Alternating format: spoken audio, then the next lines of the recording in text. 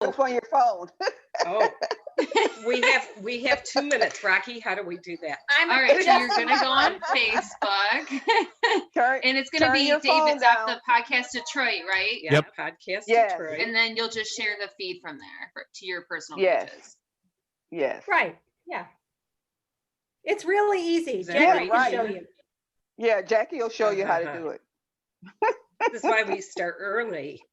This is why we get on early. We have 2 minutes to figure this out. 2 minutes. All right, we can do it. Jackie, she says, Rocky, will you make sure her phone is turned off and down, please?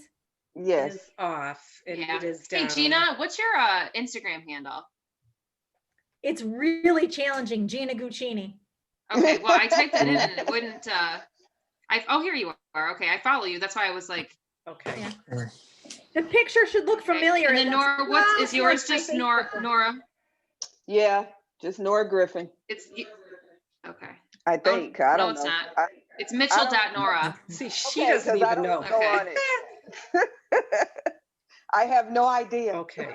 Jackie, don't start. I found it.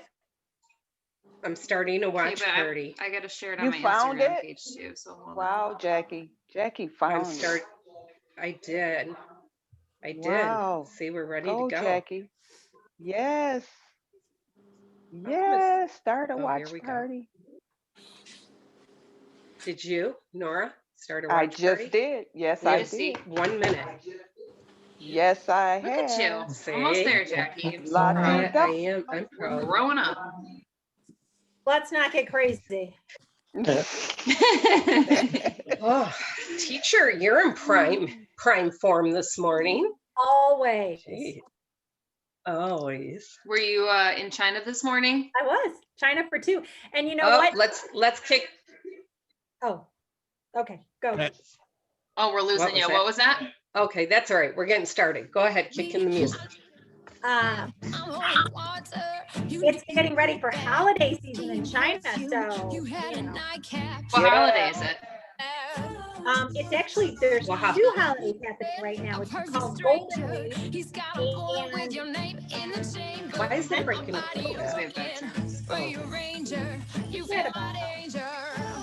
I don't know. Anyway, they're celebrating the autumn the full moon festival. That's so the cool. autumn full moon is tomorrow, and then it's their Independence Day, their National Day. So it's that's really cool. Celebration time in China. That's really neat. Yeah, so the kids are excited, kind of excited. They're off school for 8 days. So. Are the kids back in school in China? They are. It's time. Yeah. They're back in school. They're off for 8 days. Although the student I had today, no, it just meant a lot of homework for 8 days. Every Wednesday at noon. You can always I can't. PodcastDetroit.com. I gotta What's the matter, Dick? Okay, wait. What were you born to do? What time is it? Sing it, What's the Rocky. matter? You keep cutting out. Why? It's hump day. Me? Happy Hump Day. Is it cutting out? Is it cutting Me? out for you guys or no? Can everybody? It's just our country internet. Our country. No, I internet? can hear. It's just Okay. you, Happy Jackie. Wednesday. Happy Wednesday. It's gloomy Wednesday, but I'm happy. Are you happy? I know. I'm happy. Yes. You look good, Nora. Yeah, you do. You Thank look you. Oh, you're great. Real back good. on. You got. You don't have the purple. Yeah, I'm back to me. I'm back Aw. to me. Okay. You're always you. Listen. Adorable. What? I have a question. Listen. We're Listen. listening. Listen. So you know the program. What would Say it again. you know What would you do? What would you do? You know What the would you- television. Oh, like that guy. I love that guy. I do too. John Kim Young. Yeah. What would You love do? that guy. That guy. So I love this program. I want to be on this show. Like I want to be put to the test. However, I recently just saw one where they were talking about lying. They were trying to get people to lie for strangers. So I saw I that. would totally do it. I saw that 100%. Like, one. I never saw that guy. Mm-mm. Yeah. would you lie? First of all, who would lie for me? I would. I would, hands I would. down. I got your would. backs. Yep. Doesn't Yep. matter what the lie Yeah. is. You know, that's funny, Gina, that you asked that, because I asked John Paul that question. I said, would you lie for me? And he said, yes. And then he said, well, it depends who I had to lie to, like who the lie was. Oh, like wow.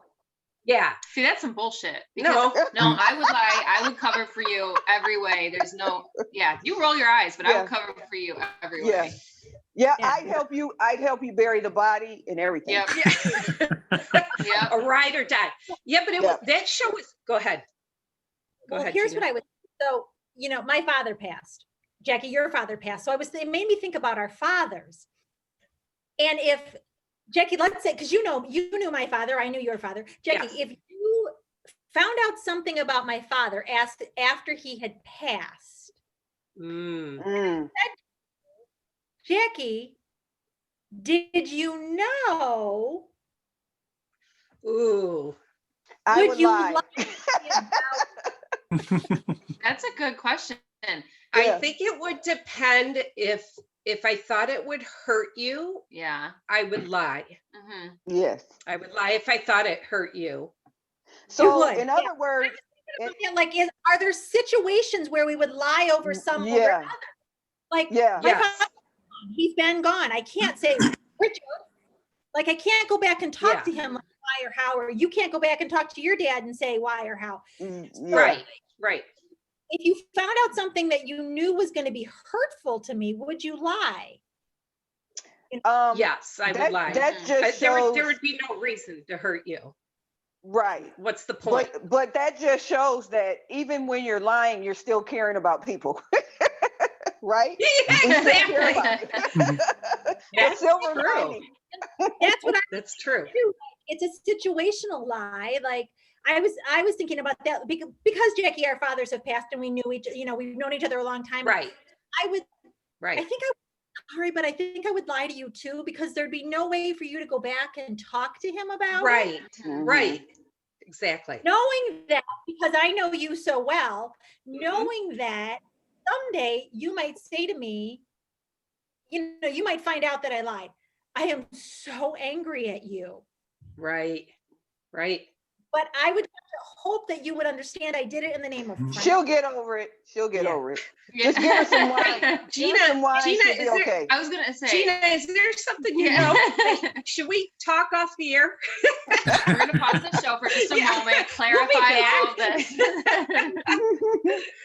You know what? This show was just thought provoking, and I just thought about that. Like, are there situations because this was all strangers, so you didn't know. Right. They were a lot for a stranger, and that made me think. Would I lie for a stranger? I don't know.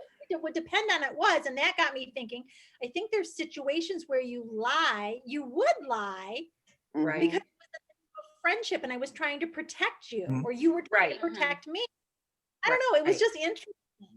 Well, what I thought was interesting was how easy it was for people to lie for a stranger, because there is no connection. So you can lie, walk away, and not worry about the consequences, which is different. That's true.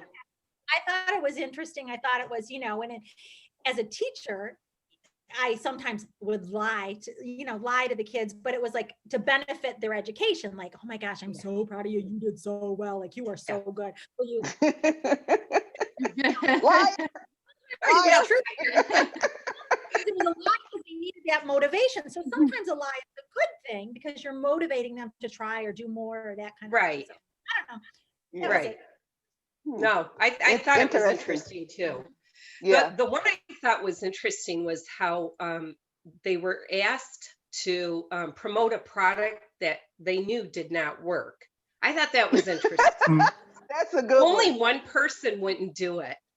That's so funny. Oh my goodness. Yeah. That's funny. Yeah. But you know what interview?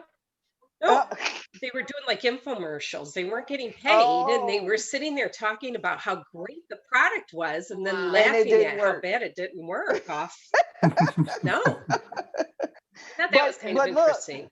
So Jackie, I have a show idea that they should do, because I was in a bank robbery. I think you remember this. Yes. I was working at Macy's. I went to the bank to cash my check. Yes. And it was a bank I never go to because my sister-in-law asked me to do some banking for her. So I go to this bank and I'm standing behind the bank robber. But I didn't know he was going to rob the bank. That's how it's funny now when I look back at it, because it was kind of warm outside and he had on like a long sleeve flannel shirt and gloves and, and I think, and he even said, like, he gets up and he said, "Oh, you can go." And he let me go before him. And I was like, "Thank you." 'Cause I got to do that. So I go ahead of him and he goes up to the teller, I guess, that he wanted to get to. And I hear him say, "Put the money in the bag and don't put the die pack in there," and all of that. And I look and I'm like, well, that's not funny. And then he runs out. So the thing that would be funny, they put everybody that was in there, of course, they locked the doors, you can't leave, and they kind of put us in rooms like separately to get everybody's statement. And I just remember this one lady, her statement was totally different than mine. So it's just like, a bank robbery, and then they interview the people and see how different the stories are. Wow. Yeah, that's the weirdest part. It was so different from what I saw. Oh, that's interesting. Yeah, wow. That would be a good idea, a good show. So was she part of the situation? Was she part of the bank robbery, or was it her perception was her reality and it was her perception? She wasn't part. He didn't have anybody helping him except for the getaway car. But yeah, that was it. Yeah, and when he ran out, it was like everything happened in slow motion because I couldn't believe it was happening. So that was, yeah. Wow. So I was in a bank robbery. Yeah. That's crazy. That is crazy. Wow. So I was held up at gunpoint. I worked at a store and was held up. So that's another show too. I had a gun stuck in my. See, so yeah. That's another show. Wow. Okay, how do we get on the go? Okay, never mind. I work at the parlor and I make pizzas, and the other night there was a mad spider that walked across the floor. Oh and my God. I freaked out, and that's the most danger we have in Hadley. So all right. You're lucky. Yeah. All right, Jackie. I don't know why yours is cutting out, Gina. Yeah, it is. It's going in and out. We don't know why. We don't know why. Okay. There? Oh. Okay. Yeah, I'm here. You guys disappeared. We did? Did we go where? Are we okay? Oh, it's right here. Sorry. Oh, I don't know. This internet today is just terrible. Is it here? It might be the weather. Might be the weather. Or it might be that you guys live in the woods. Maybe that's it. All right. Are we good? Can we get going? Can we get ready? Yeah, let's get going. Let's get ready. Okay, let's go, Nora. Let's get ready. With no music today. Let's get ready. This segment is designed to showcase the stories of talented individuals who had a wish and found a way to make it happen. They set goals, overcame obstacles, and turned setbacks into comebacks.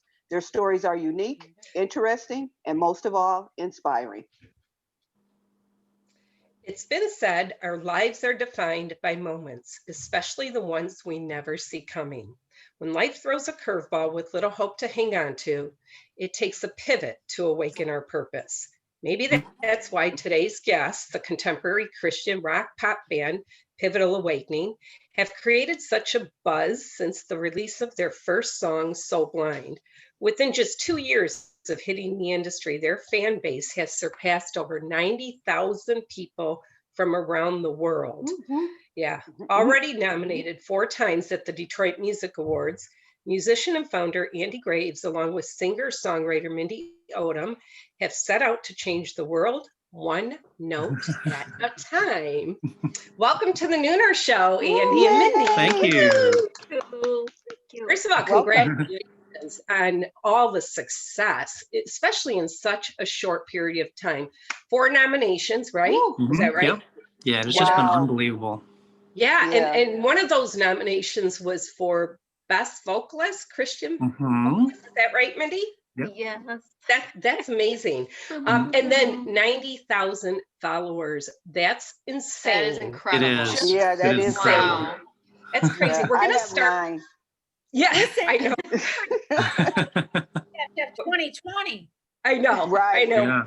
Right. We had our little conference call to prepare for the interview today, and when I was telling them 90,000 followers, Gina said, and we can't get to 2020. We need to start singing, girls. I know. Well, before we get into the backstory of how, let the dog out, Uh-oh. of how we got to this, how you got to this point in this journey, Minnie, I'm going to ask you, why do you think so many people resonate with your music? 90,000 people from around the world in such a short time. What is it about your music that people connect with? Oh, honestly, I don't know. I have so much trouble wrapping my brain around it being our words, our ideas, the sounds that we make, that people are listening to. It's such a surreal feeling, and it's really hard for me to accept that there are that many people that want to listen to me. But what I think maybe what resonates is our genuineness. When we write a song, it's about something that we feel passionately about, and we want every person to feel seen and heard and loved, and to know that they are uniquely created and that they have a place in the world. And so I hope that's what draws people in. I hope that they hear and feel that. That just gave me goosebumps all Yeah. over when you Yeah. said that, though. So Yeah. that's so powerful. I Yeah, and then her voice is your voice Oh. is really, really pure. That it's the sound of it is really pure to me. Thank you. your voice is beautiful. It Yes. really is, the way you deliver the songs, and we're going to get into that in a little bit. So let's go back to the beginning, Andy.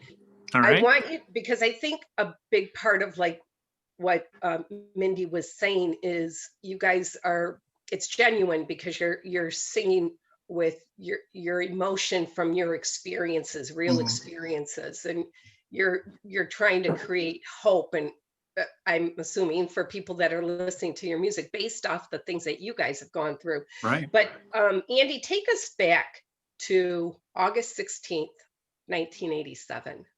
Oh my goodness. So back then I was a paramedic working for Huron Valley Ambulance, working on a Sunday afternoon. We'd started our shift at 7 a.m. that morning, and we're just having an absolutely normal, typical Sunday shift. Nothing unusual, nothing to indicate anything crazy was going to happen. Although in the line of work I'm in, that's always a possibility. You just never know what you're going to face or see on a given day. So then that evening, things changed. Yeah. Tell us about it. We responded to to Detroit Metropolitan Airport, and what was unusual when we got the call, we were actually in our station, and we heard 2 station alarms go off, which for our system was extremely unusual to have 2 go off back to back. So immediately our ears perked up, and from the alarms we heard, the Belleville unit and ours, we were in Ypsilanti that night, and went out to our truck and were dispatched to the airport. And we were told it was for an aircraft down, and we had responded before for trouble with aircraft, like let's say landing gear stuck, or some other kind of issue on the airplane, but we had never actually made it to the airport for any kind of incident. So we were leaving already a little bit apprehensive and nervous. Hearing the word crash, that gets your attention. And then about halfway there, we were given information on the type of airplane and then how many victims we could expect. And then we pulled in along Middle Belt Road from the north of the scene, or the unit from Belleville came in from the south, and then parked and started walking in. Wow, that's unbelievable. How long were you a paramedic before that happened? I was brand new, so I started up as a paramedic in December of 1985. So this wasn't even 2 years into my career. Wow. Oh my gosh. Wow. And the reason I guess I want to go back to that point is because I know your song Autumn Rain. August Rain. August Yep. Rain. Yeah. Yep. fast forward a little bit then. From Okay. that point, were you a musician at that time as well? Back then I was only dabbling with keyboards, and I'm still not the world's greatest keyboard player. It wasn't until a few years later that I developed playing bass guitar. But I always liked, tinkering with the keyboard, and grew up with a piano in the house and played flute and oboe as a kid in school. So there was always a little bit of music floating around. And around that time in the late 80s, I was dabbling with writing a little bit of music, although nothing really Okay. concrete, mainly just for my amusement and, trying to learn how to play an instrument. Okay.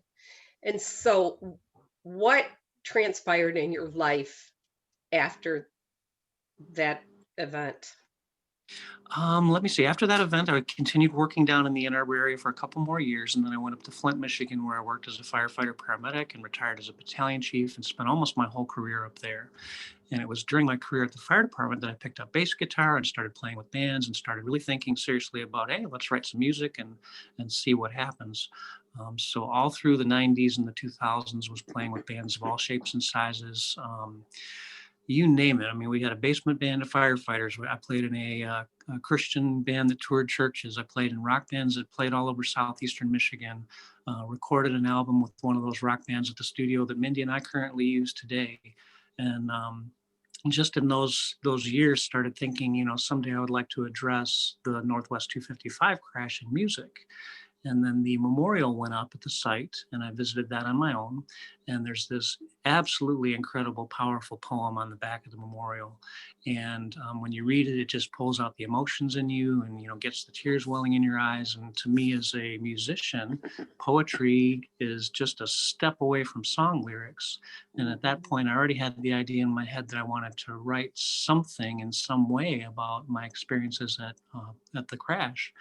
And immediately right then was just struck like, I'm going to do this. And immediately standing right there in Romulus, had the title already thought in my mind that, okay, I think I've got a direction I want to take this. And then, just off and on tried to write the song, and it just never really materialized. And mainly I was trying to write it in the early 2000s when I was playing with the band that was recording with our producer, Marshall. And basically tabled it for almost 15 years after that. Wow. And then when Wow. Mindy and I got together to do our first song, that was literally 2 weeks after the would have been last year's memorial service down in Romulus. And I'm like, all right, I'm going to tackle this again. And decided to write it in a totally different direction. Instead of being more about my experiences, it was more general, about the overall feelings of grief and loss and healing and hope and faith. And I shared it with Mindy, which was a nerve-wracking experience, I think, for both of us. I wasn't nervous to share the story of what I'd experienced and where this song came from. I was more nervous I was going to scare Mindy away with the subject matter, because this is deep stuff, that Right. Yeah. when you breach into that issue. And she was just 100% on board, and literally the song was done just within a couple of days. And even in the early steps of writing it, I could hear Mindy's voice singing it, and it was like that one little thing that just helped make it all come together. As I had the idea, and Mindy's voice and her feedback and suggestions on how we should make this all happen, and in terms of song structure and lyrics, and it came together, and then we recorded it, and it was just incredible, an absolutely incredible experience. So how did you and Mindy meet? How did We you played get together at our church, so we've known each other through church on our worship team for a couple of years. And then when I started writing again last year, it had been quite a while since I tried, and I just had the idea with our first song, Soul Blind, that I want to record this. I want to go back to the days that I remember in 2000, where we're at the studio with friends and we're having a great time pulling music together and making it all happen. And I started thinking of the people that I would want to do that. And the one and only vocalist I thought of, Mindy, there was no backup plan, was Mindy. And she graciously agreed. And then I had friends from other bands that I'd played with over the years to come in and do drums and guitar. And it just came together incredibly. And then after that song, what Mindy and I never expected was what's transpired in the last year. It's just been incredible. Oh, Yeah. wow. The song Mindy, is beautiful. It really is beautiful. Thank you. Also, we were going to play it, but unfortunately, with the new copyright laws with Facebook, we can't play any of the music. So Okay. we got to hear it. But one of the we, things we can post a link to it too. Yeah. When Okay, we that'd be post awesome. the link to the right. yeah, Right. to the The- end interview, we'll post a link to the Perfect. song. Absolutely. Yeah, one of the other things too was a sort of mini documentary you did on YouTube of Yeah. the story Yep. of August Rain. That we need to post that link too. That was Okay. beautiful. Yeah. Thank you. So Mindy, let me ask you, what did you know his story when he approached you with this song idea? No, no. We did the first, Soul Blind was just, one song for fun. And one practice at church, or I believe it was a practice, and he said, I would like to talk to you. And he was very serious and seemed nervous. I was like, uh-oh. You're like, what did I do? No. Yes, exactly. I went into panic, like, oh no, he decided after all that I'm terrible. And then and because when he originally asked me to sing, I was like, sure. I've never done an original song before. Are you sure? Are you sure? There's a lot of people here. So he sat down and told me his story. And there's just so much memory and emotion and just pure feelings from his recollection of that day. And so he explained to me what he experienced and how important it was that it was a part of his healing journey to write a song, and would I be willing to sing? And I just thought, are you sure? Wow. I'm all in, 110%, all in. So yeah, he was brave enough to tell me after we had already done a song together. Yeah. Mindy, did you remember the accident? I actually am the age of the one survivor, so I was about 4 years old. Wow. Yeah. I have a question for Andy. Mhm. When you go through, something as traumatic as what you went through, you were very intent about your healing process. How did you kind of decide? Because I feel like a lot of people want to just pretend it didn't happen, and they deal with, they don't, a lot of people don't even realize what they're dealing with is PTSD. So Right. when did you kind of say, this is my journey and I'm going to take initiative to heal from this traumatic experience? That's a good question. Yeah, very good question. And first responder PTSD is something that's still a developing field. And there's this impression that the men and women out there doing the police, fire, EMS, and 911 work are just these Teflon superheroes that everything bounces off of. And while that may be the impression on the surface, there's a human being underneath the badge and the uniform that takes all that home with them. And with that introduction, we were so fortunate that our employer, Huron Valley Ambulance, took PTSD of first responders very seriously back in the 1980s, and that was almost unheard of. Yeah. Right. And immediately after the accident, we were taken to St. Joe's in Ypsilanti, and we met with social workers there, both individually and as a group. And then our company paid for individual therapy sessions for as long as we wanted to go. Wow. And they were totally supportive in terms of, do you need a day off? Are you good to get back on the road? Just everything that you needed in terms of support from an organization was there for us. And I think that really helped right from day one to realize that this will probably be the most significant, most challenging event of my career, which it was. And helping to get you on the road of how do you process this and how do you somehow accept what you saw and dealt with. So I think that was a springboard for just being able to carry it into the other major aspect of my life outside of family and faith, which is music, and to someday take this experience in some way and in some form, put it down on paper, so to speak, and make it something that I could share as kind of a catharsis and kind of an emotion of or a feeling of healing. So, and then I think the other thing that really helped in terms of the healing was I never went to the memorial service itself until the 20-year mark, so the 20th anniversary. And I Oh, visited I the was going to site. ask that question. Yeah. And I visited the site a few times and been to the memorial many times on my own and took my wife there a couple times. But that feeling of being at the site on the night, on the day, was just too overwhelming and couldn't deal with it. So I finally, on the 20th year, decided, all right, I'm gonna go back on the anniversary evening. And I was apprehensive as to like how the family members would receive first responders, and just nervous about being there and all the things that a person would feel.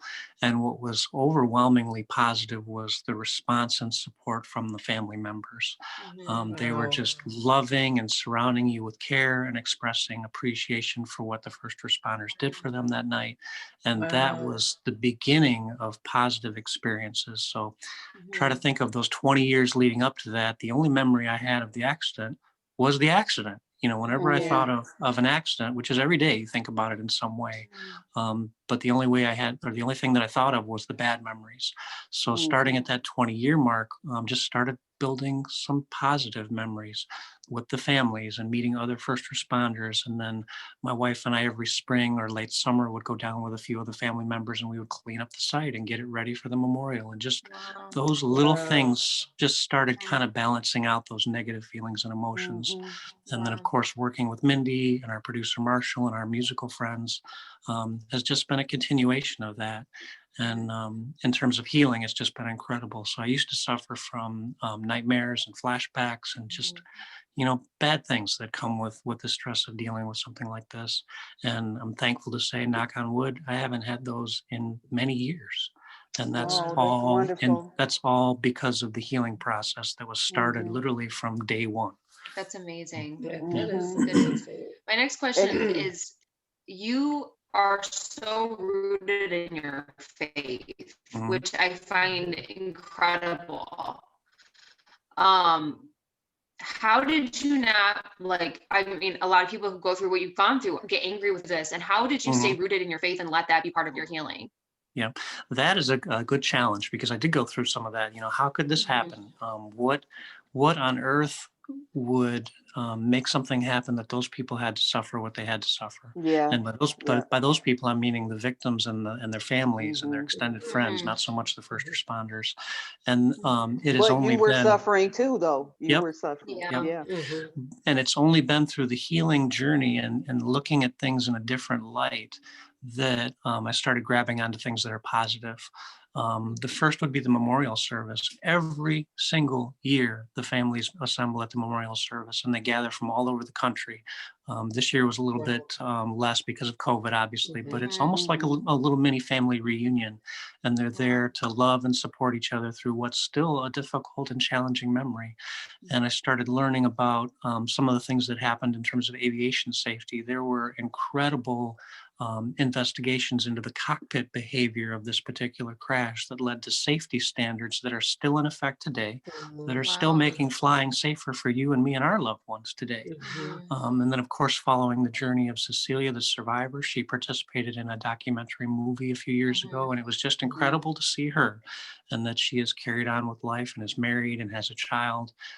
Was just something that was incredible to see. So in terms of faith, I kind of went on a long journey there, but when I think about all those positive things that came out of tragedy, that helps with the acceptance a little bit more. That I may never understand God's plan for this event or any other particular event, but I can see things that happened as a result, and by things I mean positive things. And so that's something for me to hang on to as well. And then in terms of my personal faith, one of the big things I work on is just acceptance. Things are what they are, and they happen for a reason. And a lot of times I can't do anything to change or affect the reason that they happened. I might have a little piece to work on in the process of the event through my work, as an example. But I really try not to worry about the whys and just deal with the what is, if that makes sense. It does. Oh, that's amazing. Was your faith strong before the accident back in '87? Were you a person that had a strong faith? No, back then I really did not. I grew up in I guess you could call it a Christmas, Easter church family. We went twice a year, and religion was not a big part of my life, but it was always something that was there and something I wondered about. And it wasn't until the early 90s, a friend of mine from the police department in Flint invited us to his church. And that's what started the spiritual journey for both me and my wife. That's when faith started becoming much more important. So what happened as soon as the accident had happened, there was some time in between. I'm sorry? So your spiritual journey, there were a few years in between of Yes. of the event. What coping mechanism did you use during those 3 to 5 years, whatever, how many of years, what coping mechanism did you use to get through the day to Wow. Yeah, that's a good one. So we had the therapy that was offered through St. Joe's Hospital, and then I actually left the road for a while shortly after the accident because I was stationed in Ypsilanti and Romulus. That's where my shift rotation took me. Now imagine what you're seeing every day driving around in Ypsilanti and Romulus. What do you see? Oh, wow. Airplanes, Yeah. airplanes all Every day, day. every day. Yeah. And it kind of got to be just I wasn't worried that the accident was going to happen again, but there was just this constant reminder that you couldn't get away from. Wow. So I actually went into dispatch for about a year and just kind of took a break from being out on the street, and then went back on the road. And in terms of the other part of your question, how do you deal with the memories? I did my best to just bury it, and you cannot bury something like that. It just keeps coming back. So typically around the anniversary period, I would get very withdrawn and very depressed and very quiet, and just using methods that are not healthy to try and deal with this. Even with the support that I mentioned to you at the beginning, it was still a challenge. And it's been a very gradual process in terms of getting better. And really, like I mentioned earlier, right at that 20-year mark when I went to the anniversary, that's when things turned the corner, so to speak. And it became not so much a devastating, impossible feeling and set of memories to get around, but instead something that I could manage and accept, and now today channel in a different direction. I'm really proud of you because I don't know, just to hear your story and to hear, thankfully that your company had, the psychiatrists and all this stuff, for you to take advantage of. But you could have just said, I'm done. I don't want to do this job anymore.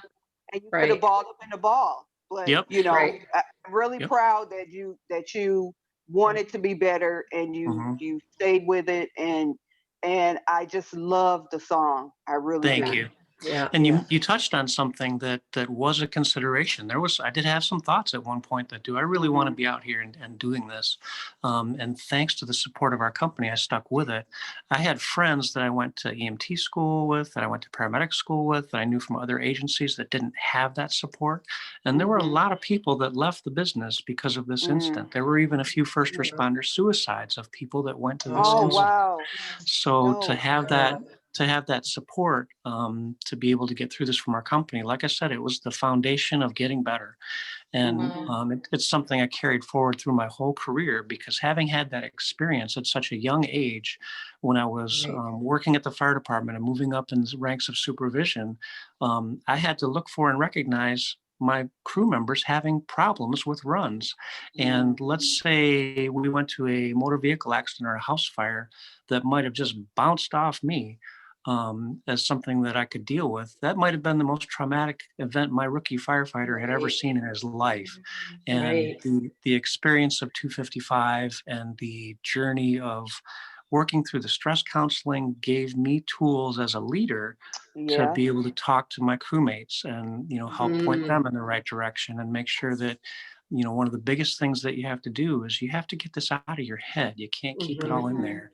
Whether that was talking with me at the station or talking with somebody else or talking with one of our pastoral support staff at the fire department or going off to social workers and counseling, it helped me to recognize that later on as a supervisor. And I'm really grateful for that.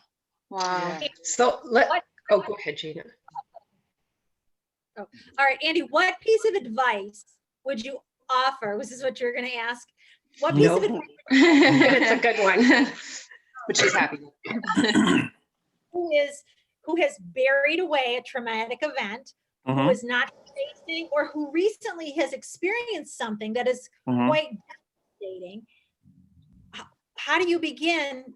How do you begin the process to heal? How do you begin the acceptance of what you've witnessed?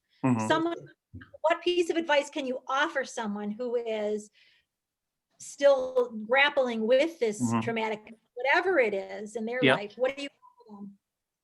Wow, for that, very good question. Thank you. I guess the biggest thing I could suggest is healing starts with a step, and that first step is, the step one that you have to find in yourself to take. And if you are suffering from some kind of traumatic or stressful incident, you are going to stay stuck in that traumatic and stressful incident until you take that first step toward healing.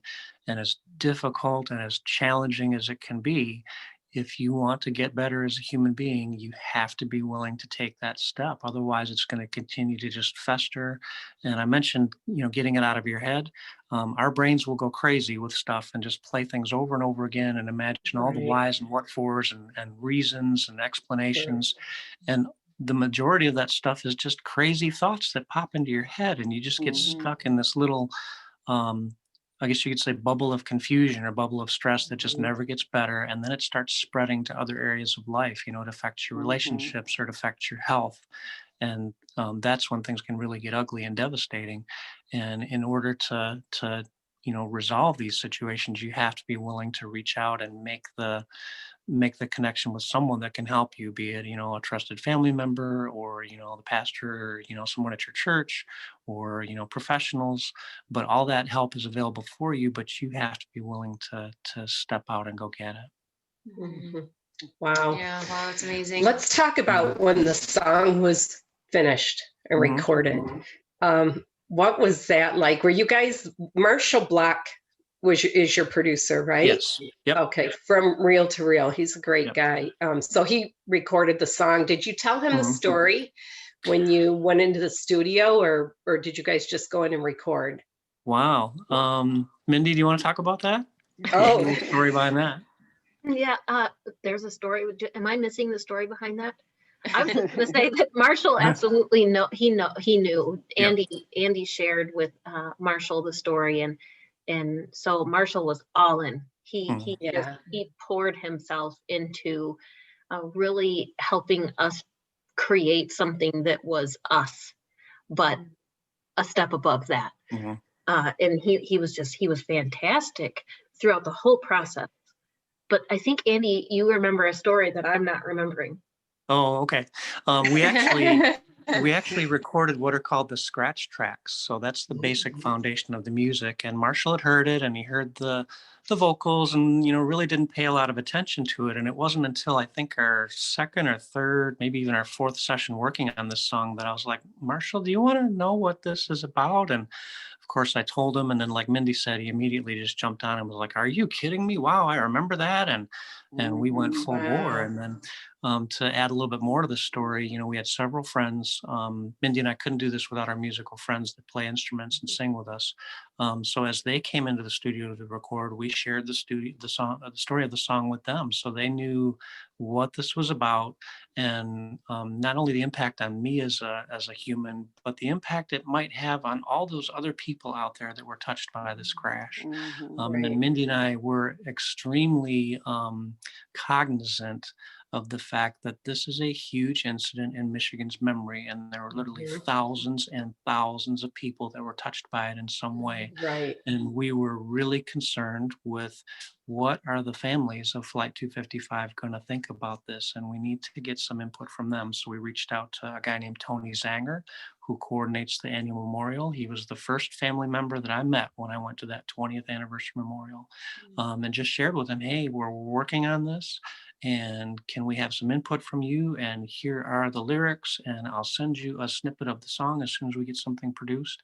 And he was overwhelmingly supportive and encouraging.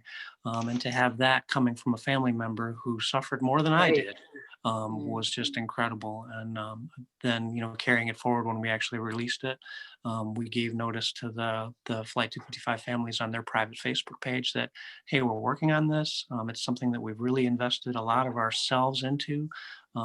Just want to make you aware. We've shared it with Tony, and he has, given us his tremendous blessing in terms of what we're doing, and then shared it with them. And again, the response from the families was, when the song was released, was unbelievable, overwhelming, at many times emotional. Both Mindy and I, reading the comments coming in on our Facebook page, were often moved to tears from some of the comments coming from family members. And it was just absolutely incredible and beyond anything we ever dreamed. Have you heard? Go ahead, Jack. You think you'll perform it at a memorial at some point in the future? That was actually asked about at the memorial service that we went to. So I don't know. It would take a little bit of a production effort, but it's something that we would be willing to do. So, and then there's something else Mindy could share with you. We took a trip in the recording process to someplace she had never been before, and then this year we went with her husband and my wife to the memorial service for the first time, and she might have some thoughts on what that was like. Wow. Wow. What was that like for you, Mindy? Emotional is the best way that I know how to describe it. All kinds of emotions. And so Andy planned a trip for his wife and him and my husband and I to go to the crash scene, the site, and Andy walked us through and just really put it into perspective. I was terrified to do the vocals on this song. I so desperately wanted to be able to offer him something that he felt like he could heal from and share with the world. And so I felt this tremendous weight and a whole lot of prayer. And then of course our friendship, it was almost overwhelming, truly, to walk it and then to go to the memorial site and to read every single name in the poem. And there were memorial items left from the previous year or throughout the year where family members had visited again. And it's just emotional. Well, I'll tell you what, you did a great job delivering the message in that song, because I always say, the emotion, exactly. Great singers can make you feel something. And that's what you did. And the minute I listened tears to it, I sent it right over to them. It was just, it's beautiful. It's just beautiful. Yep. I think it is. I think it's a tribute to talent too, because you were so young. And so this wasn't an event where you could draw on. Often people draw on an event, experienced it, but you had no point of reference. Like some of it's in this, you were old enough to know, I remember where I was. I remember watching and wondering and so because you didn't have that experience, because you were a child and probably didn't see the coverage that some of us saw. I think it's a testament to your power of voice and your artistry. You're right. Yeah. Right. Oh, thank you. I attribute it to prayer. Truly. I don't know about that, Mindy, because I pray too, and I can't. It's not a good lesson in the shower.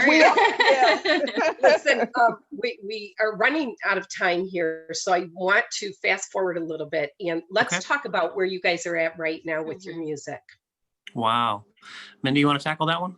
No, I want you to drop those stats. All right. Andy sends me a message every day, and he always there's always a stat in there of guess where this song is today. It's what I wake up to every day. Our stat is awesome. I love that. Yeah. Let's see. So to kind of close up on the August Rain story, through our friend Tony, we identified a charity that we could use to generate fundraising for. That was the Salvation Army of Eastern Michigan. And every year they provide a refreshment and support truck at the memorial site. So that seemed to be the natural extension. So what we have done twice through our Facebook followers is done fundraising campaigns. And then we donate our royalties from the song also to the Salvation Army. And they told us something that was absolutely amazing through our initial fundraising drive. So this was back when the song came out in February. They told us that we likely paid for all 30 years of the service before and many years into the future. Wow. And you have to think about that because it was incredible. So that was our way to give something. Thank you. Yeah. That was our way So to give something back. How do people donate then with the song? There's what do we do? Yep. There's a link right on our Facebook page. And actually, when we post the social media about today's interview, we'll add it again. But there's the Salvation Army created a link for us specifically that's through us that goes specifically for this purpose. And because we funded that one operation, you have to think it's very small. It's just some volunteers, a truck, some gas, and some supplies. It's not a big cost measure. From this point forward, any donations that go fund that area first, but then also fund the entire emergency services division. So every time you see a Salvation Army truck at a disaster, or let's say a large structure fire or some other incident, a little piece of Pivotal Awakening and our fan support is funding that operation. And that's again something amazing. We never could have dreamed of, and that was through working with Tony from the families group. So that's the ongoing thing that's still happening. That is so that is amazing. Yeah. Andy, and look at all you've done. Look at all you've it's done. incredible. No, it's not me. So then in terms of where we are today, so Mindy and I started with this idea of just recording one song just for fun. And we throw that phrase back and forth to each other all the time. We immediately started writing August Rain, our second song. And as of today, I think we have 16 or 17 songs in the recording process. We're just finishing up writing. We just released our fifth song called Not That Different, which is doing really, really well and has been received just incredibly by the audience out there. And it's kind of a song of just despite all our differences among ourselves as human beings, and you can think of 12 million of them right off the top of your head, at the end of the day, we're all human beings, we're all God's creatures. And sometimes we forget that. So that song is kind of talking about just getting back to the basics, that we're all one as God's creatures. So we're just outrageously blown away by the response to that song. So perfect timing. Perfect timing. Yeah, it is. It is perfect. Yeah, it's beautiful. Yeah. So our little one song just for fun has turned into something. Are you doing an album or? Yep. I think at some point we'll actually make some physical CDs, but in terms of today's age, everything is streaming and digital. So any CDs that we make would probably just be for us and our family and our friends and our coworkers to share among them. But maybe when we get up to 10 songs done, we'll explore that. But the amazing thing is just the daily journey. And Mindy mentioned I send her a little wake up message every day. She's a day shifter. I'm a night shifter. So we kind of live these kind of opposite cycles. So when she's sleeping, I'm working on the business of the band. I do the promoting and looking for places to submit our music to. And then every day I send her a couple little snippets of, hey, here's what happened overnight. Our song only streamed 9,000 times in the last 24 hours, just little stuff like that. So, wow. That's been great. fun. That's amazing. Yeah. Oh, I bet. When you look back, Andy, at this whole journey and you connect the dots, like, I don't know if you've ever seen Steve Jobs' speech that he did. I can't remember if it was Stanford or Harvard or whatever, the commencement speech, and he talked about connecting the dots. It's one of the greatest speeches, but when you look back at your life and everything you had to go through, does it make sense of where you're at today? Yeah, in a way. And then, like I was talking about how I may never envision what God's plan is. Well, God obviously had a plan in this, and he's got me right where he wants me to be, and has Mindy right where he wants her to be, and same with all of you. You're right where God needs you to be right now. So I kind of view that as everything is happening for a reason, and for whatever reason, God put music into my soul, and for whatever reason, inspired this song to come out of it, which, then went to some friends to be recorded, and then went to the world. And so, yeah, there is a little bit of that sensation of connecting the dots, and just a realization that there's a higher, bigger plan going on than I'm ever going to conceive. And I just kind of sit back and, kind of do my little part and see what happens. So. Yeah. I just, I know we're getting kind of wrapped up on time here, but what was it like to put that first song out to the world? Like, 'cause it was the first time that you know, shared that with the masses, really. Yeah. Well, we recorded the song and then it was released right around New Year's Eve of 2019, so not even a year ago. Wow. And then of course our family and friends loved it and it was really cool, but then something crazy happened, which happened at church. So I'm trying to pull a memory out of Mindy. Mindy, do you remember what happened at church? Sure, Andy. Yes, we were. I don't always remember everything you remember. He remembers everything. No, we were on stage and Andy, called me over and we were looking and we had followers from across the world. We were literally watching people from other countries follow Pivotal Awakening, and it was That's amazing. And this was a week after the song was released. So we're literally on stage playing a Sunday church service and I'm seeing notifications popping up in languages I don't know. And I'm like, what is even happening? And that was the beginning. And since then, it's just been every day we have some experience related to this music project of ours that we're just pinching ourselves going, can you believe this? This is just unbelievable. Wow. How is this happening? Wow. So it's incredible. What's the message you want people to take away from your music going now and even going forward? Wow. What would, if they could only take one thing from your music, what would it be? That's difficult to narrow down because every one of our songs has a message that we're trying to convey. So there would be something out of each song that I would think of to mention to you that would come to my mind as something we'd want them to carry. But in terms of an overall message, I think kind of what I touched on a minute ago. You are a human that's part of a much bigger plan, and tap into that, feeling of faith and, find where you fit and let God take you where he wants you to go. Wow. Wow.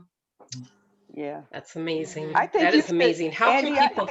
Andy, wait, Jackie, 1 second. Andy, I think you should, your voice is so calming. So I think you should do a book on tape. Yeah, or his own book on tape. There you go. Yeah, your story on tape. Yeah. That's a great idea. Great idea. How can people find you guys? We are everywhere on social media. So Pivotal Awakening is on Facebook, Instagram, Twitter. We have our YouTube channel. And of course, you can find our music on any Spotify or any streaming service, including Spotify, Apple Music, Pandora, SoundCloud, and everything else under the sun. All right. Hopefully they're saying that festivals and venues and stuff like that will open up for live performances by the end of next year. Is that something that you guys are planning on doing? It's something we've talked about. One of the challenges for us is the band is Mindy and I, and we have several friends that have joined us on recording, and they all have their own busy lives and their own, some of them are playing in other bands, some of them in several different bands. So the challenge for us with live recording would be to harness people that would be willing to play with us, practicing and getting stage ready. So that's something that's down the road for the future, but certainly not something we've ruled out.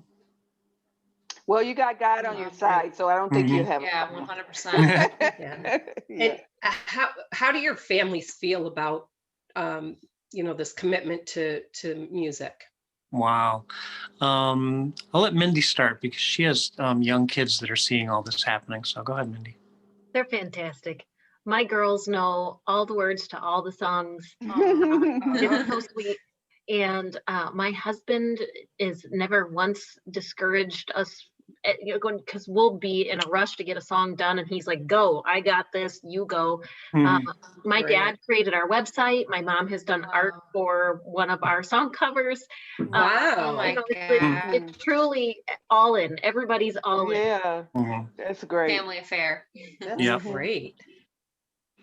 And same with me. So my daughters are older, they're college age, so they like what's happening.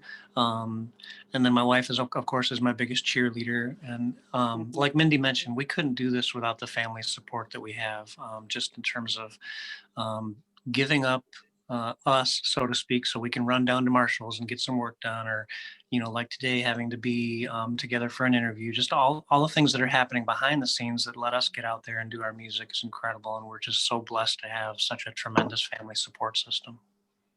That's great. That is really great. Well, thank you guys so much for taking the time to be on the Absolutely. show. Thank you. And, thank you, Marshall Block.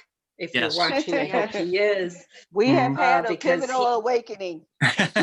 We have, yes, and hopefully everybody else did too. Which I love the name I do of the too. band, I do Pivotal too. Awakening. Yeah. I think that's just so perfect because it really does take, going through a dark time to have that pivotal awakening. Right. Hopefully, Yep. And just the song titles, like even Not So Different. It's perfect timing for a song like that. So congratulations, Thank guys. you so Great much. job. We'll post the link. And until next week, Miss Gina. Here we go. Miss Gina with our fortune cookie. Oh, this one's got numbers on the other side. Uh-oh. She's not going to share the numbers. Dang. No. It says, I always manage to pick ones that go well, and it's dumb. Enjoy life. It is better to be happy. It is better to be happy than wise. That's good. That is good. Yeah. That's good. Today's we got show. lucky numbers. And remember, sometimes the only mode of transportation available is a leap of faith. Thanks for taking a leap of faith. Have a happy Wednesday, a happy week. Be safe. We'll see you next week. Bye, Andy. Thanks, Bye, you guys. Mindy. Bye. Take care. Thank you. Bye.